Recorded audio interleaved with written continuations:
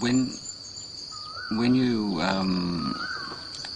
can isolate or become aware of the nature of mindfulness, just not forgetting the instructions, not forgetting the technique, not forgetting what's going on right now, not forgetting the breath, for instance, when you have sampajanya, this clear comprehension, alertness, wakefulness, sharpness of mind, which acts as sort of quality control, when you have this regulated and balanced effort, which is constantly being realigned to for the optimum results, then meditation becomes a little bit easier, because when you have experiences of various kinds, then these are measures of the validity and the usefulness of them.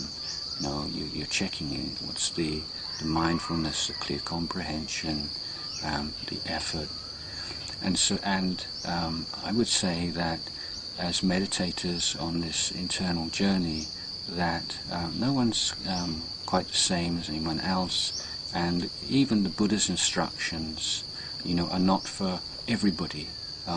They're not sort of we can say that they're inscribed in palm leaves and then in books and then computer disks, but I believe at the time of the Buddha, because I'm speaking from my very limited experience as a teacher, that if you're teaching to 100 people, you can't give individual instructions. You can't tailor a general talk to the every single person, and also you take what's going to be valid for maybe 80 or 90% of the people. I think because that's the case, then we can be willing to experiment a little and don't feel inhibited that, oh, this isn't what this teacher says, or this isn't what's in the book, this isn't what's in the Visuddhimagga. That you can, given the guarantors of safety, which are your sila and right view, which you've put a lot of effort into developing, then you can be a little bit more creative, try things out. Now, often the instructions for anapanasati, for breath meditation, is that when you experience, let's say, piti, or some rush of great pleasure and happiness in your mind, to be aware of that. Not to say you shouldn't feel happy, that it's going to delude you. But yeah, this is what it's like. This is a very pleasant feeling, and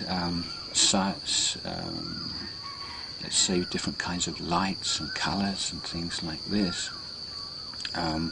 I would say generally to try to return to the breath, but there are certain kinds of experiences which I would say can, and I would say if you have opportunity to converse with, to discuss with a good friend or a teacher, this would be important here. If you have an image of the physical body, some part of the body, sometimes you can have images which, conventionally speaking, might be quite disturbing, like a dead body, or a decaying body, or some image concerned with the dissolution of the body, or the body in an unattractive aspect. These kinds of images can, for a skillful meditator, be taken up and be used to develop insight and to develop more deeper states of concentration. Now, so that would be one exception to general attitude that I would advocate, of just recognizing whatever arises as it's just that, nothing more, nothing less, and maintaining this interest and loyalty, devotion to the meditation object, in the faith that that meditation object will take you to beyond the hindrances and into deeper levels of concentration. But the another point I would like to make is that the very strong waves of piti, or intense sensations of well-being that arise in meditation, can also at times be taken as meditation object.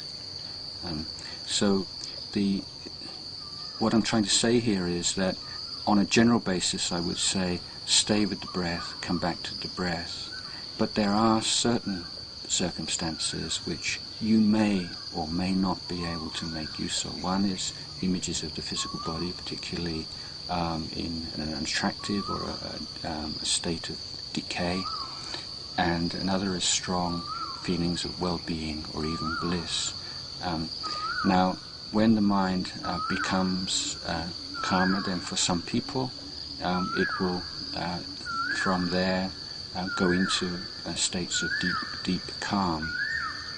But for other people, then the mind hovers on the edge, and it just applying the effort to the meditation object, it just it falls short. It gets stuck in a way, and in that circumstance, then taking up an insight practice, like investigating the nature of hair of the head, hair of the body, nails, teeth, skin, or perhaps to take up a contemplation of the of impermanence, of dukkha, insatisfactoriness, or anatta, can just tip the mind over into the very deep state of calm.